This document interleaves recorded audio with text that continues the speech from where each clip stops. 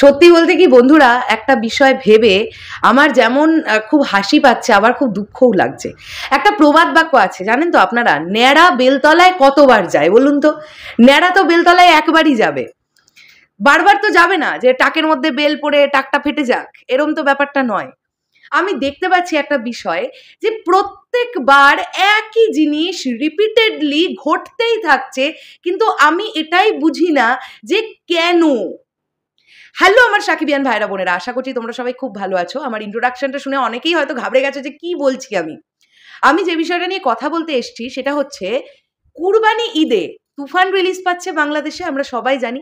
Megastar the king খান, বাংলাদেশের king খান, দুই বাংলার কিং খান, শাকিব খানের তুফান আসছে, আমরা সবাই জানি।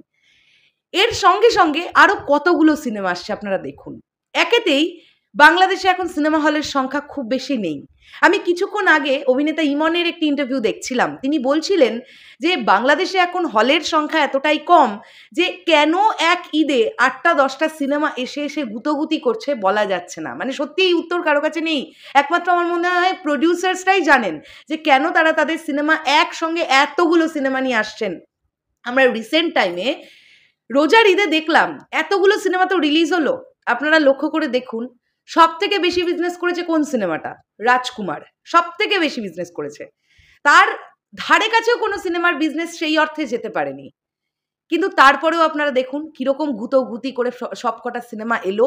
প্রথম সপ্তাহে যাও বা 6টা 7টা 5টা 4টে করে সিনেমা হল কেউ পেলো, সেকেন্ড উইক থেকে থার্ড উইক থেকে জাস্ট উধাও হয়ে গেল, আর নেই। ঠিক একই জিনিস আবার ঘটতে চলেছে কুরবানি ঈদে।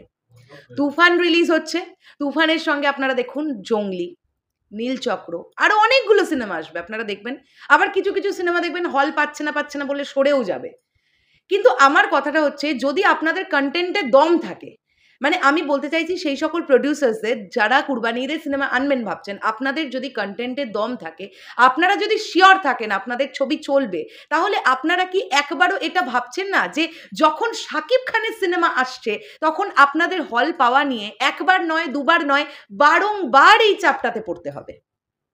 আর এটা খুব সোজা হিসেব, যখন শাকিব খানের সিনেমা আসবে সিঙ্গেল স্ক্রিন থেকে শুরু করে, আমি মাল্টিপ্লেক্সের কথাও বলছি এখন, তারা লাস্ট দুটো সিনেমা প্রিয়তমা এবং রাজকুমার, স্পেশালি রাজকুমার দিয়ে বাংলাদেশের সিনেপ্লেক্সগুলোতে বা মাল্টিপ্লেক্সগুলোতে যে পরিমাণ বিজনেস হয়েছে, তাতে করে সকলেরই একটা ঝোঁক থাকবে, হল মালিকদের ঝোঁক থাকবে যে শাকিব খানের সিনেমার শো বেশি করে দেওয়ার জন্য। এরপরে যদি কন্টেন্ট স্ট্রং হয় সেক্ষেত্রে তো আপনারা ধরতে পারেন যে সেকেন্ড উইক থেকে হয়তো দেখা গেল সিনেপ্লেক্সের শো আরও বেড়ে গেল। তো এরকম একটা কম্পিটিশনের মধ্যে কেন আপনারা আপনাদের সিনেমাগুলোকে নিয়ে আসছেন? এই মিথটা কেন ভাঙছে না যে ঈদ ছাড়া বাংলাদেশের দর্শক সিনেমা হলে সিনেমা দেখতে যান না? এই মিথ ভাঙবেন, শাকিব খানই ভাঙতে আসবেন।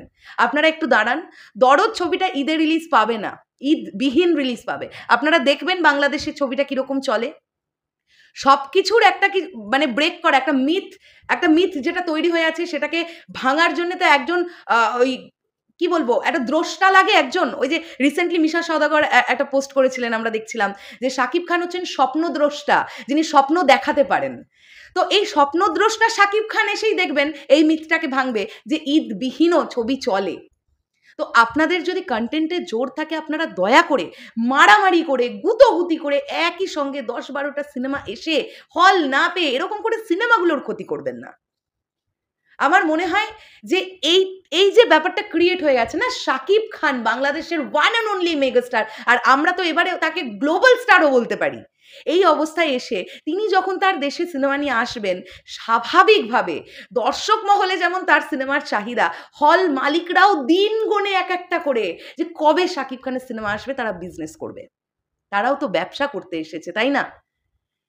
যাই হোক, আমি জানি না, এই একই টপিক নিয়ে হয়তো প্রত্যেক ঈদেই একটা করে ভিডিও বানাবো ঈদের আগে, বাট তাও দেখবো ওই একসঙ্গে 8টা-10টা গুতোগুতি করতে করতে আসবে, তারপরে 4-5টা হয়তো চলে যাবে। তবে আমি চাই প্রত্যেকটা সিনেমা ভালো চলুক, ডেফিনেটলি। যে কন্টেন্টের যেরকম দম থাকবে, আমি জঙ্গলি বলি বা নীলচক্র বলি বা বাদবাকি যা সিনেমা আসবে, আমি রঙ্গনার কথা আমি শুনছি শাবনূরজির রঙ্গনাও আসবে কুরবানি ঈদে, এমনটাই শোনা যাচ্ছে। তো আমরা অবশ্যই চাইবো সবকটা সিনেমা ভালো চলুক, কিন্তু শাকিব ভাইয়া যে পরিবেষ্টনটা ক্রিয়েট করে আছেন না বাংলাদেশে, এটা ভাঙাটা খুব মুশকিল। তার মধ্যে তুফান, যে প্রজেক্টটাকে নিয়ে মারাত্মক লেভেলের হাইপ, ভাই কি বলবো, আমি দুই বাংলার কথাই বলছি, কলকাতার ক্রিয়েটাররাও কাঁপছে তুফান ঝড়ে। ভাই কবে ফোর্টেসটা আসবে আর আমরা কি দেখতে চলেছি? হ্যাঁ, তো এইরকম অবস্থায় দেখা যাক, আবার দেখা যাক আমরা কুরবানি ঈদে কি সিনারিও দেখতে পাই সিনেমা হলের তরফ থেকে।